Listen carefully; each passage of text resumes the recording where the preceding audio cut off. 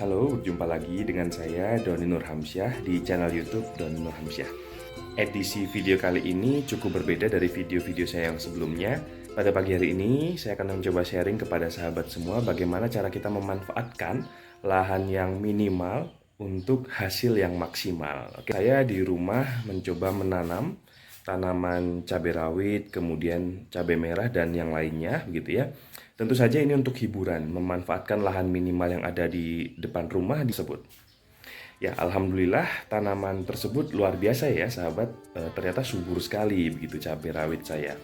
Nah, pada kesempatan kali ini saya akan mencoba sharing kepada sahabat terkait dengan bagaimana cabai rawit kita agar dapat berbuah dengan baik dan juga memiliki cabang yang kuat begitu ya. Pagi ini saya akan mempraktikkan cara kita mempruning pohon cabai rawit atau batang cabai rawit agar batang cabai rawit bisa bercabang banyak dan berbuah lebat ya sahabat ya.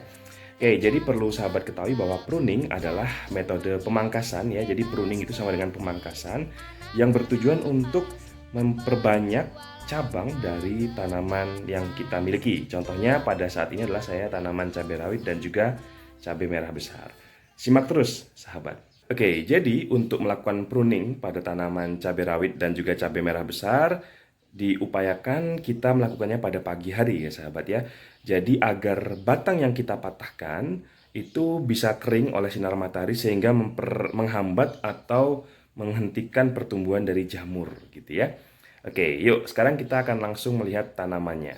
Simak terus sahabat. Oke sahabat, ini adalah beberapa tanaman ya yang coba saya tanam di halaman yang sempit tadi saya bilang. Nah, ini adalah pohon cabai rawit saya gitu ya, dan juga cabai merah. Kini kalau kita lihat cabai rawit ini sangat besar sekali batangnya ya. Sekarang kita akan mencoba mempruning atau memangkas agar cabang dari cabai rawit ini semakin banyak sahabat. Simak terus. Ini kalau sahabat lihat cabai rawit ini sangat subur sekali ya sahabat ya. Daunnya bisa sampai selebar ini. Nah, saya ingin cabai rawit ini ternyata tidak hanya subur di daun, tetapi juga subur nanti berbuahnya, gitu ya. Nah, oleh karena itu tadi seperti yang saya sampaikan, saya akan melakukan pruning pada tanaman cabai rawit dan juga cabai merah ini, supaya cabangnya semakin banyak, dan ketika cabang banyak, itu nanti akan memperbanyak juga produksi buah dari tanaman cabai rawit ini ya, sahabat ya. Oke. Nah, tanaman cabai rawit saya ini sahabat tidak menggunakan pupuk sama sekali. Jadi murni pakai tanah pekarangan yang ada gitu ya, tanpa ada pupuk dan juga pestisida. Nah, di sini bisa dilihat bahwa di sekitar tanaman ini ada banyak gulma-gulma yang tumbuh. Itu menandakan bahwa tanah ini baik gitu ya kondisinya, tanah ini subur begitu. Nah, seperti yang saya contohkan tadi, untuk melakukan pruning pada tanaman cabai rawit, kita harus melihat bahwa batang cabai ini sudah memiliki banyak daun begitu ya. Kemudian kita lihat juga apakah di batang-batang ini sudah ada semacam pucuk seperti ini begitu ya. Nah, artinya kalau dia sudah muncul seperti ini akan ada menjadi bakal dari cabang gitu ya. Jadi kita sudah boleh melakukan pruning gitu ya, atau pemangkasan. Nah, untuk cabai rawit kita bisa memangkas dari pucuknya terlebih dahulu ya. Jadi ketika di pucuk ini kita hentikan pertumbuhannya dengan cara mempruning atau memangkas, nanti maka otomatis cabang-cabang yang ini akan tumbuh menjadi cabang yang besar gitu ya sahabat ya, sehingga nanti pertumbuhan buah akan semakin banyak ketika cabang akan banyak gitu ya. Nah, langsung saja untuk melakukan pruning kita hanya memerlukan tangan saja. Tangan kita cuci dulu pakai air sabun yang bersih begitu ya. Kemudian kita bisa langsung mematahkannya sahabat. Nah, sebagai contoh, di sini sudah ada pucuknya, kita ambil pucuknya, kemudian kita patahkan saja sahabat. Bismillahirrahmanirrahim. Nah, ini adalah hasil pruning ya. Nah, kalau saya hasil pruning seperti ini tidak saya buang sahabat, tapi saya taruh saja di bawahnya. Kita jadikan sebagai pupuk kompos gitu ya, biarkan saja di bawahnya. Tanaman berikutnya kita lihat juga apakah sudah ada calon-calon pucuk ya. Ini sudah banyak ya sahabat ya, calon pucuk. Maka bibit cabai ini atau batang cabai ini kita bisa pruning. Kita patahkan saja. Bismillahirrahmanirrahim. Sudah patah, patahannya kita taruh di bawah. Kemudian cabai rawit berikutnya kita lihat sahabat ya, yang sebelah sini dulu. Nah, ini kita lihat sudah banyak juga calon-calon pucuknya gitu ya. Maka kita bisa patahkan juga atasnya. Bismillahirrahmanirrahim. Jangan dibuang, taruh aja di bawahnya gitu ya. Kemudian berikutnya bismillahirrahmanirrahim. Kita taruh di bawahnya. Kemudian berikutnya kita patahkan juga bismillahirrahmanirrahim. Taruh di bawahnya. Gitu ya sahabat ya. Mudah ya sahabat ya. Sudah sahabat lihat bagaimana cara mempruning ya. Kita lihat ujung-ujung cabai rawit ini sudah tidak ada pucuknya semua gitu ya. Nah, ini kita harapkan nanti pertumbuhan cabang akan semakin banyak sahabat ya. Nah, untuk berikutnya adalah cabai merah besar ya. Ini kalau kita lihat adalah batang cabai merah besar.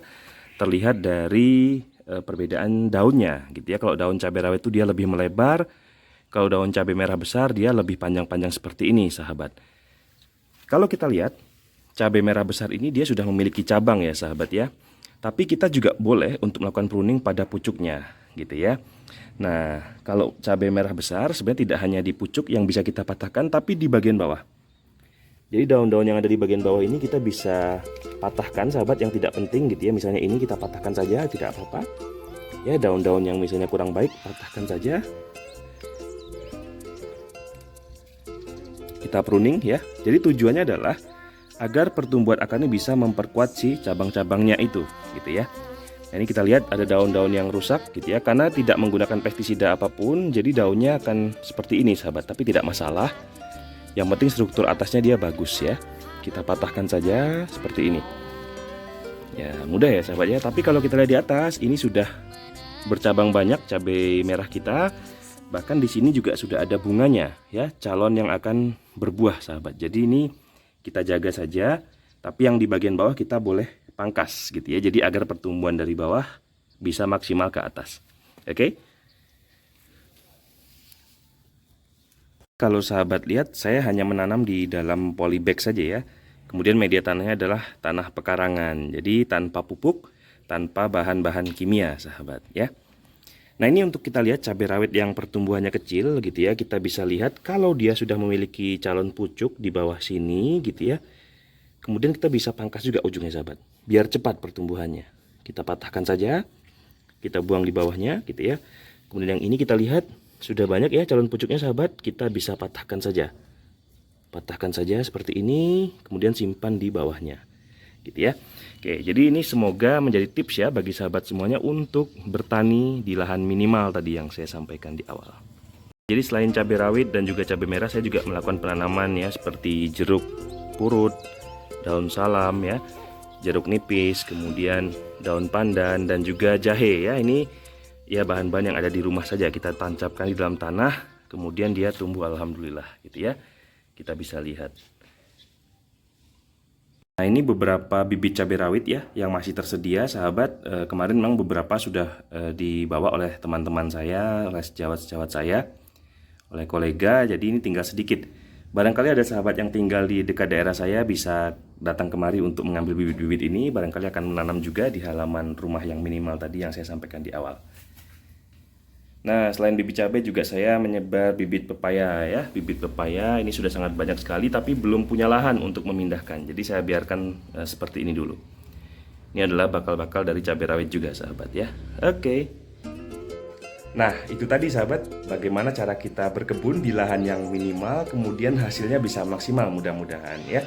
Mudah-mudahan sharing sedikit ini bisa bermanfaat bagi sahabat semua yang ingin memanfaatkan lahan minimal yang ada di depan rumahnya untuk bercocok tanam seperti saya tadi, misalnya cabai rawit, kemudian cabai merah besar dan juga sayur-sayuran. Selamat berkebun, selamat bertani, semoga bisa menjadi manfaat untuk kita semuanya. Sampai bertemu pada video-video berikutnya terkait dengan tips-tips berkebun di lahan minimal.